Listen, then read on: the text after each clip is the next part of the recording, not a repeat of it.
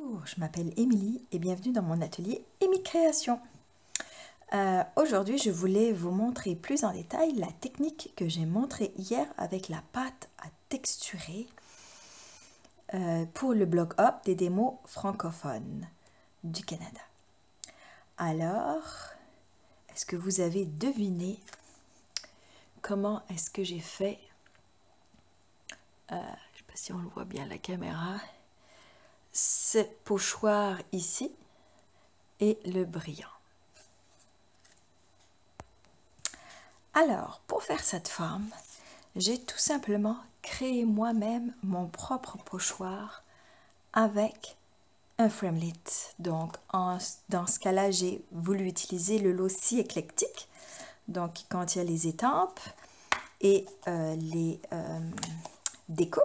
Puis dans les découpes, il y en a vraiment une qui est super belle, c'est celle-ci, que l'on retrouve aussi déjà toute découpée dans le kit de cartes 12 notes.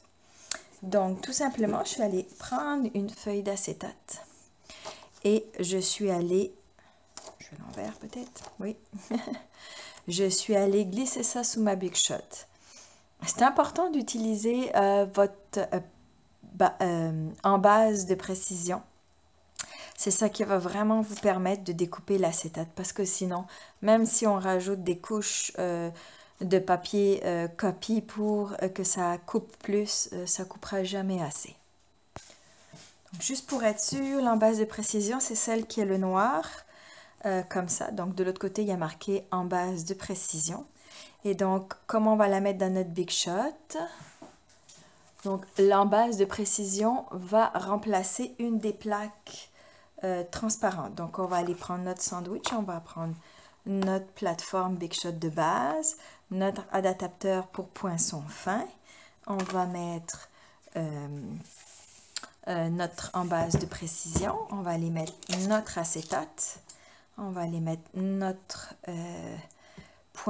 découpe framelit. On remet, je ne l'ai pas sous la main, mais une plaque transparente et on glisse ce sandwich-là sous la Big Shot. Ça va faire crac, crac, crac. Ça, c'est sûr, parce qu'avec l'acétate, forcément, c'est du plastique. Et puis, on va avoir un beau pochoir. Vous pourriez le faire en papier, mais c'est juste que si vous voulez en faire plusieurs, l'acétate, l'avantage, c'est que vous allez pouvoir juste ensuite le laver et le réutiliser. Donc, c'est pour ça que j'aime le faire dans l'acétate. Pour vous montrer aussi, comme je disais dans le blog hier, ça, c'est une carte qu'on a fait lors de nos rencontres d'équipe trimestrielles. Oups, j'ai les mains sales, là. J'ai travaillé fort. Hein? Notre rencontre trimestrielle où on s'était amusé avec des techniques. Donc, la technique, c'était la pâte à texturer. C'était durant Celebration. Donc, ça, c'était une autre carte qu'on avait fait. Celui-là, c'est avec les pochoirs que Stampin' Up vend aussi. Donc, de base, Stampin' Up vend ce genre forme brique avec des nuages. Briques, nuages. On a aussi cette forme-là, donc comme je vous montrais ici. Puis là même, j'ai utilisé deux teintes. J'ai rempli en 2 teintes. On a aussi celle-ci. Celle-ci, je l'avais utilisée pour cette carte-là. Donc celle-ci, c'était une carte toute simple avec la première application de base, la pâte à texturer toute blanche. Et puis, il y a aussi, ça c'est ça, il y en a 4 de celles-ci. Puis dans le catalogue Occasion aussi, vous avez 2 autres pochoirs. Donc celui-ci, que j'ai utilisé avec, parce que ça va avec le gâteau élégant, qu'on a utilisé avec le gâteau élégant et la pâte à texturer argentée, qui reste dans le catalogue. Pour aller avec ça aussi, on peut faire du crémage ou de la décoration sur notre gâteau. Ça aussi, c'est super beau. Je vais montrer ce que j'avais fait. C'était juste un essai, donc c'est pas une carte finie, là. Mais la pâte à texturer, elle s'appelle aussi pâte à embosser en anglais. Et puis en fait, on peut juste l'appliquer, mettre notre poudre à gaufrer, puis passer notre pistolet chauffant, puis on va pouvoir gaufrer notre pâte à texturer avec la couleur qu'on veut. Donc c'est assez sympa aussi parce que ça donne encore plus de volume. C'est juste que c'est pas évident de rester propre. Là, pour ça que je l'ai pas fini cette carte là parce que j'étais pas satisfaite, mais j'aime l'effet. Je pourrais comme juste découper ma rose là, puis faire autre chose avec. C'était ça, je voulais vous montrer. Puis, c'est quelque chose que j'avais pas dit sur cette carte-là. Donc, je ne sais pas si vous avez deviné comment on fait les brillants. Ben, en fait, il y a deux façons de faire les brillants. Soit on prend, dans le catalogue Occasion, ils ont sorti la pâte à embosser blanc miroitant. Donc, c'est celle-ci qui fait ces super effets-là. Ou si vous avez déjà, ou si vous n'avez pas envie d'acheter celle-ci, vous pouvez très bien prendre votre pâte à embosser et rajouter des petits brillants diamants resplendissants. Donc, faut en mettre quand même pas mal là, pour avoir le même effet. Mais c'est une autre solution aussi. Et c'est celle que j'avais utilisée moi sur ma carte. Ok. Donc là, on va passer à l'étape. On fait notre préparation. Donc, le petit matelas en silicone est quand même bien utile parce que la pâte ne va pas rester adhérée dessus. Après, on peut la laver. C'est ça. Donc, en fait, je vais aller prendre avec mes petits couteaux ici. Pour la pâte à texturer, je vais aller prendre, mettons cette fois-ci, je vais changer. Je vais prendre la blanc miroitant. Donc, je vais aller prendre un petit peu de pâte. J'en prends pas non plus des tonnes parce que vous allez voir, on l'étale quand même en couche fine. Donc déjà, là, j'en ai déjà pas mal. Donc ensuite, pour la colorer, tout simplement, là, moi, je la colore à l'avance. On pourrait la colorer après avec un doigt d'éponge ou avec une éponge. L'effet n'est pas le même. Là, c'est vraiment à l'intérieur. Donc, je vais aller déposer quelques gouttes. J'ai quand même pas beaucoup de pâte. Donc, je vais peut-être mettre 3 gouttes, pas plus. Puis, c'est mieux d'en mettre moins. Puis, de réajuster après pour voir la densité de la couleur que vous voulez. Donc, on va faire cette petite préparation.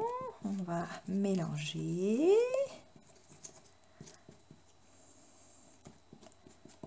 On fait bien attention que toutes les parties soient bien mélangées. Là, j'en ai sur mon couteau. Je vais aller prendre l'autre. Pour aller mélanger cette petite partie ici. OK. Donc là, mon mélange est fait. Fermer ça parce que ça sèche quand même bien, donc refermez-le rapidement. Donc une fois qu'on a fait ça, on va pouvoir aller prendre notre papier et on va aller prendre notre pochoir. Bon, moi mon pochoir, je l'ai comme il est un petit peu, je l'ai découpé un petit peu de travers, donc j'essaie de le remettre un petit peu droit. Ensuite, je vais aller prendre un petit peu de ruban washi que j'ai. On ne veut pas que ça abîme notre carte là, donc on essaie d'enlever quand même du collant parce qu'on ne veut pas que ça déchire notre beau travail après. Je suis sûre que c'est pas super collant, c'est pour ça que je l'utilise d'ailleurs. Donc, moi en général, je le fais sans parce que j'arrive à pas bouger là, mais si vous vous sentez pas à l'aise, faites comme je viens de faire avec les rubans washi, ce sera parfait. Puis après, donc, on va aller prendre une petite partie. Puis allez, on va aller étaler ça. Moi, ce que je trouve, c'est que d'aller toujours dans le même sens, c'est mieux.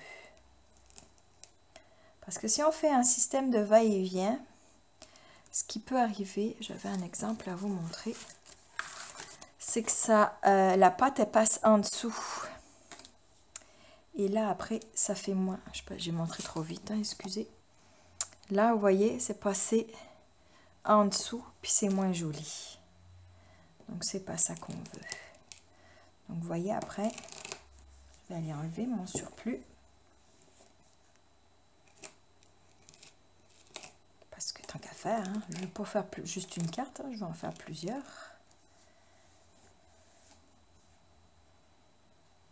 je pense. Après, on fait attention, savoir si on n'a pas trop enlevé non plus, là. C'est pas le but. Là, j'ai l'impression que ça a débordé en dessous.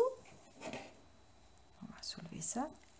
Non, ça n'a pas débordé. Un petit peu. Vous voyez, là, j'ai peut-être trop insisté. Du coup, là, c'est pas plus grave. Moi, je trouve ça beau quand même, parce que c'est artisanal, là. Donc, ici, ça a dépassé un petit peu. OK. Donc, ce qu'on peut faire dans ces cas-là, c'est nettoyer Puis je vois en fait que peut-être parce que je l'ai trop utilisé, la mienne ici, je vois que c'est un petit peu gondolé. Donc, il faut vraiment que votre pochoir reste bien plat pour pas que ça passe en arrière. Donc après, si c'est pas taché en arrière, vous pouvez reprendre un autre carton et le refaire.